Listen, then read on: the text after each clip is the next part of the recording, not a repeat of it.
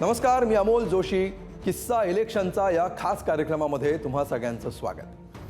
2014च्या लोकसभेचा प्रचार ऐन रंगात आला होता. नाशिक लोकसभा मतदारसंघातून शिवसेनेचे हेमंत गोडसे हे युतीचे उमेदवार होते, तर आघाडीकडून छगन भुजबळ लोकसभेच्या रिंगणात उतरले होते. एकीकडे मोदींची लाट होती, तर दुसरीकडे भुजबळांचा स्थानिक करिश्मा होता. आता यापैकी नेमकं काय वरचढ ठरणार याची जोरदार चर्चा मतदारसंघामध्ये रंगली होती. मात्र मतदानाच्या काही दिवस आधी सोशल मीडियावर एक ट्रेंड व्हायरल व्हायला सुरुवात झाली आणि तो ट्रेंड होता वाजवा टाळी हटवा माळी. हा ट्रेंड बघता बघता व्हायरल झाला. निवडणुकीला पूर्ण जातीय रंग आला आणि याचा परिणाम काय झाला हे आपल्याला माहितीच आहे. या निवडणुकीमध्ये छगन भुजबळ पराभूत झाले आणि शिवसेनेच्या हेमंत गोडसेंचा 1,87,000 मतांनी विजय झाला.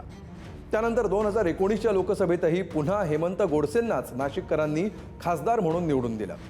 हे हेमंत गोडसे सध्या एकनाथ शिंदेंसोबत आहेत. तर लोकसभा निवडणुकीतले असेच पडद्यामागचे किस्से आणि निर्णायक ठरलेले काही फॅक्टर्स जाणून घेऊया किस्सा इलेक्शनचा या खास कार्यक्रमात. तर नाशिक लोकसभा निवडणुकीबाबतचे असेच काही किस्से शेअर करण्यासाठी आपल्यासोबत दैनिक पुढारीच्या नाशिक आवृत्तीचे निवासी संपादक मिलिंद सजगुरे आहेत. मिलिंदजी, किस्सा इलेक्शनचा या कार्यक्रमामध्ये तुमचं मनापासून स्वागत. तर पहिला प्रश्न असा आहे की नाशिकमधल्या बहुतांश लोकसभा निवडणुका या अटीतटीच्या तर होतातच, मात्र आयत्या वेळी असं काहीतरी घडतं आणि निवडणुकीचा नूर बदलून जातो असं जनरली दिसतं. आत्ता मी जो किस्सा सांगितला त्यात सुद्धा असंच घडलं. तर असा कुठला किस्सा तुम्हाला आत्ता आठवतो?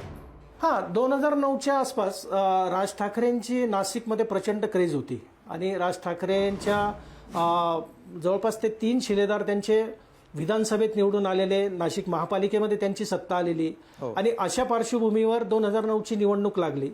तिथे हेमंत गोडसे जे आत्ताचे खासदार आहेत ते मनसेकडनं उभे होते, मनसेचे उमेदवार होते आणि त्यावेळेस भाजप सेना युतीकडून दत्ता गायकवाड होते आणि काँग्रेसकडनं म्हणजे काँग्रेस आघाडीकडनं हे समीर भुजबळ उमेदवार होते.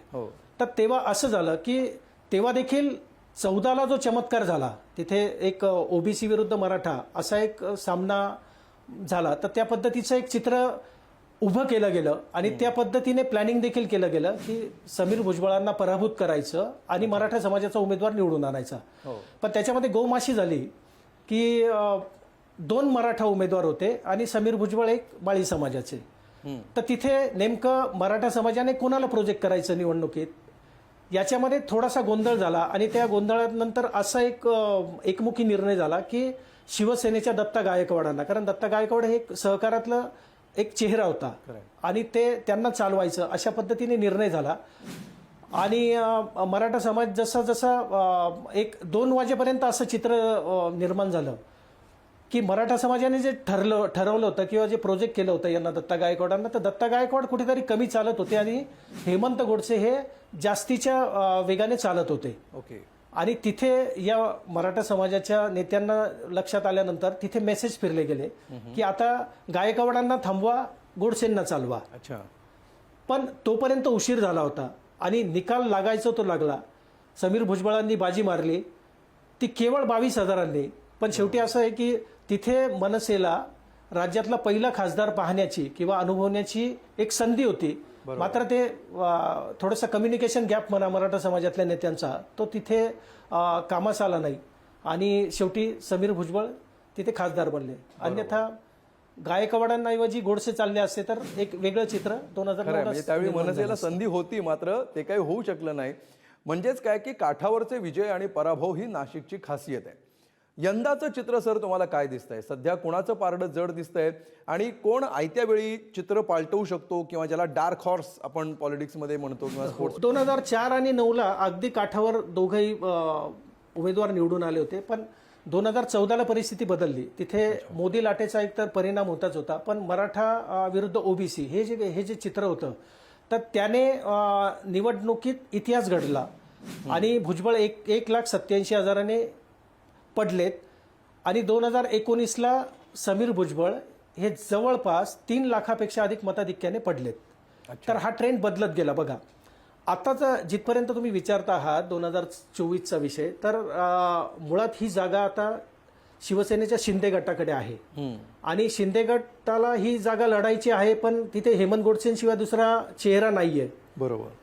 तर अशा परिस्थितीमध्ये भाजपचं एकूण प्राबल्य इकडचं लक्षात घेता इथे भाजपाला ही जागा हवी आहे आणि तशा पद्धतीचा एक ठराव पण केला गेला आहे, पक्ष नेतृत्वाकडे पाठवला गेला आहे. अच्छा. तर त्या अनुषंगाने भाजपमधली काही नावं पुढे येत आहेत. त्याच्यामध्ये आमच्या नाशिक पूर्वचे जे आमदार आहेत राहुल ढिकले आहेत, ज्यांचे वडील देखील खासदार राहिले आहेत, त्यांचं नाव पुढे आलं आहे. याच्याशिवाय डॉक्टर दौलतराव आहेर इकडचं एक मोठं प्रस्ताव होतं भाजपमधलं, तर त्यांचे पुतणे आहेत ज्यांच्याकडे नाशिक लोकसभेच्या प्रचार प्रमुख पदाची धुरा सोपवण्यात आलेली आहे. त्यांचं देखील नाव अचानक पुढे आलेलं आहे. आणि याशिवाय एखादा असा आयाराम, तर त्याच्यामध्ये आमच्या मराठा विद्याप्रसारक समाज संस्था म्हणून एक मोठी शैक्षणिक संस्था आहे, त्याचे सरचिटणीस ॲडव्होकेट नितीन ठाकरे, जे नाशिक बार असोसिएशनचे अध्यक्ष पण आहेत आणि त्यांचा ओव्हरऑल जो सामाजिक आवाका आहे तो मोठा आहे. तर त्यांचं देखील नाव आहे, त्यांच्या देखील भेटीगाठी झाल्या आहेत आणि भाजप नेतृत्व त्यांच्याकडे पण एक उमेदवार म्हणून स्ट्रॉंग कंटेंडर म्हणून बघत आहेत. तर अशा वेळेला तर पहिली गोष्ट भाजपला हे पहिलं दिव्य पार करावं लागेल की शिंदे गटाची जी जागा आहे शिंदे गटाकडे ती खेचून आणणं आणि तदनंतर मग असा सर्वव्यापक उमेदवार देणं जो इथे प्रभाव पाडू शकेल. इथे महाविकास आघाडीचा उमेदवार ऑलरेडी उद्धव ठाकरेंनी डिक्लेअर केला आहे. बरोबर. त्यांचे जिल्हा प्रमुख जे आहे विजय करंजकर, त्यांची उमेदवारी घोषित केली आहे आणि त्याला महाविकास आघाडीच्या उर्वरित 2 पक्षांनी देखील मूकसंमती दिलेलीच आहे. त्यामुळे त्यांचा उमेदवार ठरला आहे. विषय फक्त भाजप इथे लढतं की हेमंत गोडसे पुन्हा, असा एक मुद्दा आहे आणि त्याच्यात मोदी वेव किती मॅटर करते हा देखील एक निर्णायक मुद्दा असणार आहे. तर बघूयात, घोडा मैदान जवळ आहे. खरंय सर. आपण 2004च्या निवडणुकीतला किस्सा ऐकला, त्यापूर्वी 2014चा देखील ऐकला. तर गेल्या निवडणुकी म्हणजे 2019च्या निवडणुकीमध्ये लक्षात राहिलेला किंवा जो निर्णायक ठरला असं आपण म्हणूया, असा कुठला किस्सा आहे? नाही, 2019ला देखील अशाच पद्धतीचं मराठा मतांचं ध्रुवीकरण करण्याच्या दृष्टीने प्रयत्न झालेत. ओके. बरं का. तेव्हा देखील 2014चेच मेसेज पुन्हा फिरले गेलेत. अच्छा. की आता एकदा यांना आपण धडा शिकवलाय किंवा एकदा यांना आपण हद्दपार केलंय, यांची सीमा आपण येवल्यापुरती मर्यादित राखली, अशा पद्धतीचे त्यावेळेस मेसेज फिरले गेलेत. आणि मग पुन्हा यांना कशाला उभारी द्यायची, तर मग पुन्हा तेच वाजवा टाळी हटवा माळी तेच मेसेज फिरलेत. आणि तिथे तर 2014च्या निवडणुकीपेक्षा जास्तीचा प्रभाव पडला त्या सगळ्या समाज माध्यमांवरील याचा मेसेजेसचा. आणि भुजबळ ज्या फरकाने पडले होते त्याच्या जवळपास दुपटीने समीर भुजबळ पडलेत 2019ला. तर अशा पद्धतीचं एक मराठा मतांचं ध्रुवीकरण हे 2019च्या निवडणुकीचा गाभा राहिला. खरं आहे. म्हणजे 2014ला जे झालं तेच त्याचाच एक्सटेंडेड फॉर्म 2019ला आपल्याला बघायला मिळाला, असं एकंदरीत दिसतंय. आता सर आपण यंदाच्या निवडणुकीकडे येऊया. यंदाची निवडणूक ही कुणासाठी तुलनेनं सोपी असेल आणि कुणासाठी अवघड असेल असं वाटतंय? काय चित्र दिसतंय सध्या? नाही, याच्यामध्ये एक नक्की आहे की याच्या महायुतीच्या उमेदवाराला भुजबळांनी खरोखर मनापासून मदत केली तर मताधिक्य हे वाढू शकतं गेल्या वेळेपेक्षा जास्तीचं. कारण भुजबळांचं एक पॉकेट आहे, त्यांचा विशिष्ट मतदारांवर प्रभाव आहे किंवा ते सांगतील त्या पद्धतीने या सगळ्या गोष्टी होतात. भले त्यांना 2 निवडणुकांमध्ये सलग अपयश पत्करावं लागलं त्यांना आणि त्यांच्या पुतण्याला, पण अजूनही त्यांचा काही ठिकाणी प्रभाव आहे. जसं देवळाली, सिन्नर, इगतपुरी, त्र्यंबकेश्वर हा जो भाग आहे, विशेषतः ग्रामीण भाग, शहरामध्ये त्यांची फार ताकद नाहीये, पक्षाची पण नाही आणि भुजबळांची पण स्वतःची नाहीये. अच्छा.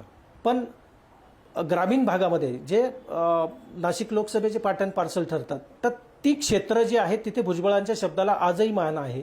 आणि याच्यामध्ये जेव्हा निवडणूक जाहीर होईल त्यावेळेस नक्की मला असं वाटतं की हे मताधिक्य आहे गेल्या वेळेपेक्षा जास्तीचं असेल. मग तो उमेदवार भाजपचा असेल किंवा हेमंत गोडसेंच्या रूपाने शिंदे गटाचा.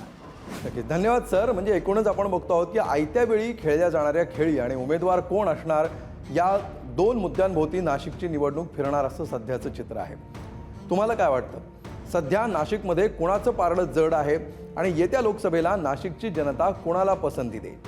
आम्हाला नक्की कळवा आणि पाहत रहा पुढारी न्यूज. कारण पॉलिटिक्स म्हणजे पुढारी.